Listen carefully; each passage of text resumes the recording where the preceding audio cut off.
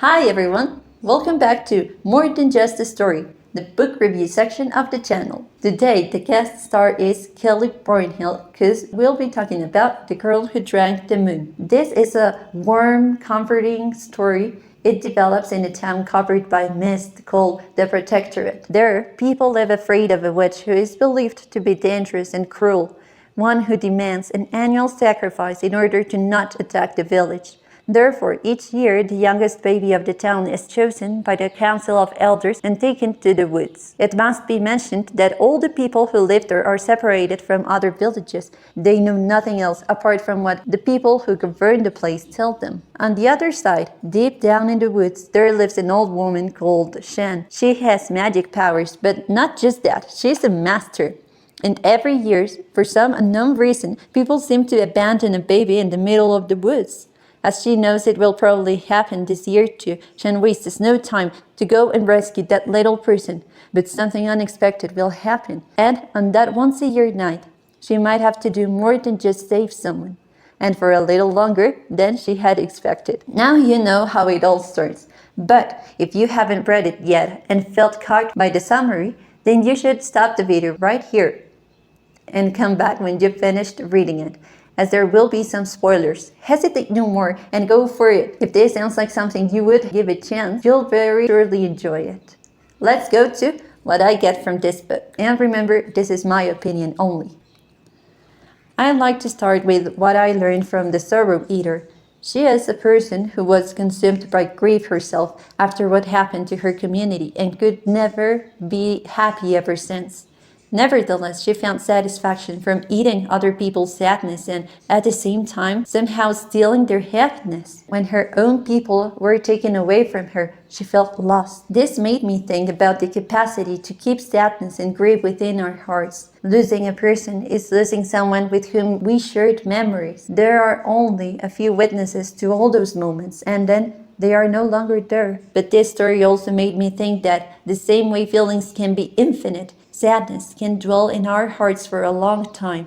And if we let it stay and control every part of us, we won't be able to feel any other sentiment anymore, just like the Sorrow Eater. After Luna discovered this, she asked herself, how many feelings can one heart hold? To which she answered, infinite. This might have been one of the greatest lessons from this book for me. Before I read this, I would have felt like love had a limited capacity for the people in our lives. I also used to feel like happiness could be limited, as if somehow, if we felt too happy, we could end up disappointed when there might not be something to be so happy about. But with that phrase, I understood that the heart has no limits when it comes to feeling in love. It's not like once you've reached a certain amount of emotions and experienced them a specific amount of times, you can't feel them anymore. Neither is there a limit on the people you can love. It's not like you're already giving so much to the ones who have a soft spot in you. You won't be able to give any more to new people. You don't run out of love because the heart's capacity to feel in love is infinite, and the more you do, the more it grows. So rather than thinking of it as the last bottle of water in the midst of a desert, where you would have to wisely decide the destination of every single drop, you can think of the heart as a person who will always have their arms open for us, waiting for us to bring it to life by having new experiences, crazy adventures and ideas, and also as an endless river that becomes larger and grows wilder and narrower the more you love. Something that also left me wondering was the scene when Entane was planning to use the knife he'd brought to the woods.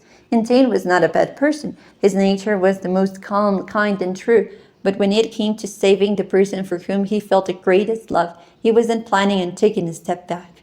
But do you think he could have peacefully lived knowing what he did? It made me think that there are sacrifices people are willing to make if the result is more valuable to that person than what's to be sacrificed.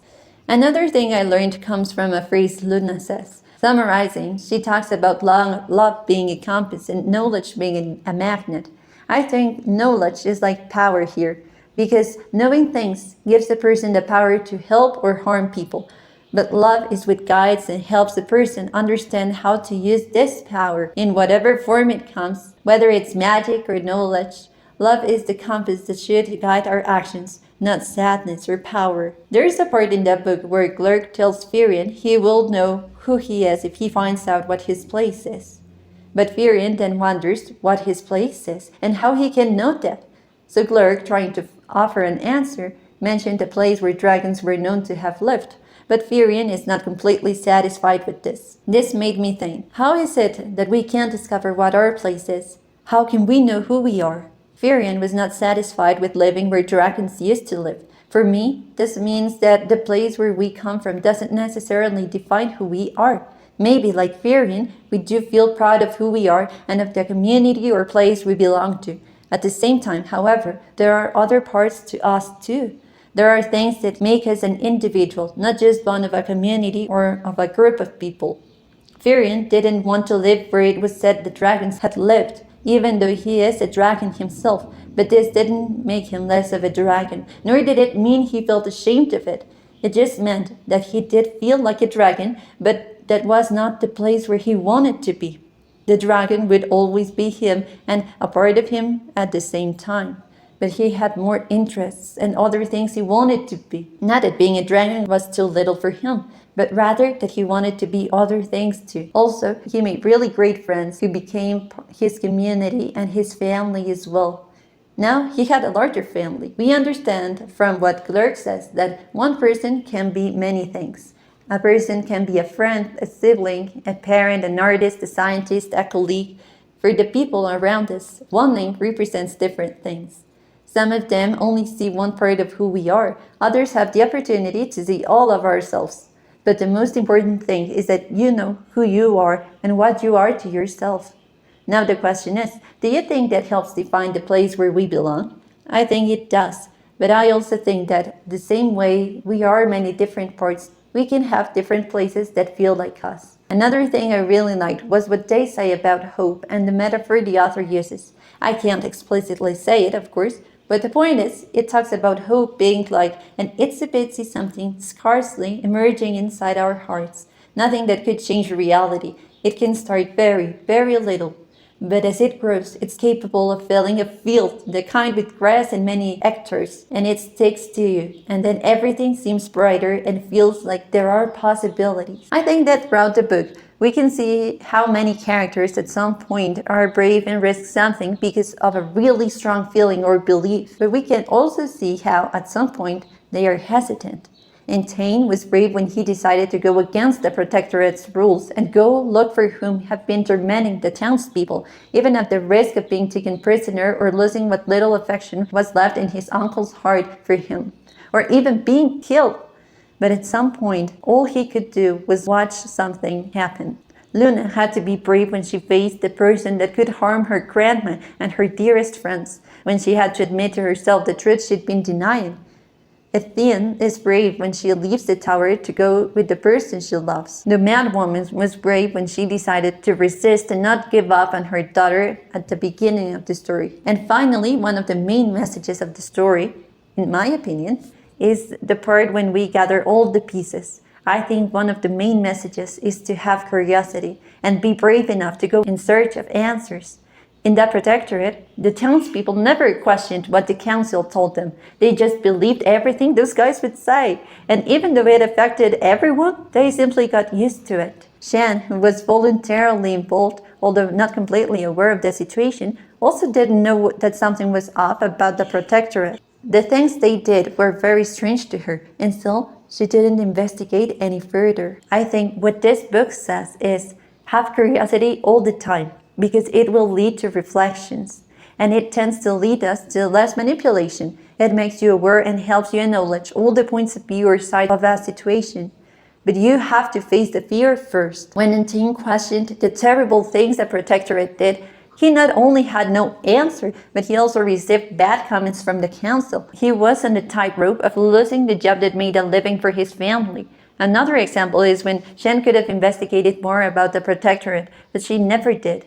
Luna could have investigated her secret in other places, and then later in the story, she connects the dots. It took her time to actually admit that she needed to dig deeper. So now that it's clear we ought to be curious, but also that having curiosity implies being brave, or becoming brave, or developing the ability, we can go to the next part, the change. Curiosity is the first step.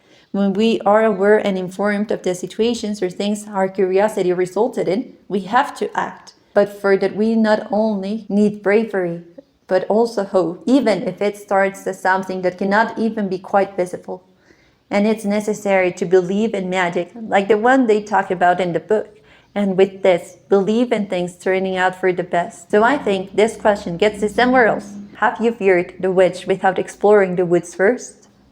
It's about not letting things you cannot stand continue happening or start in the first place.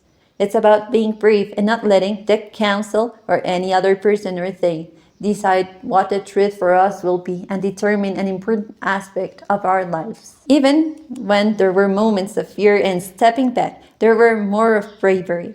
This makes me think of how bravery works. At many moments they feared, but something greater came.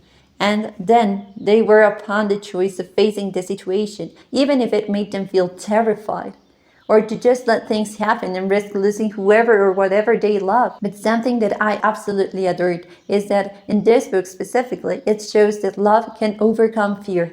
Of course, there were other reasons for which the characters fought, like one's principles, but it's mainly about how love can motivate us to overcome great fear. Luna stopped denying what she deep down knew about herself in order to use it to save her grandmother and her friends.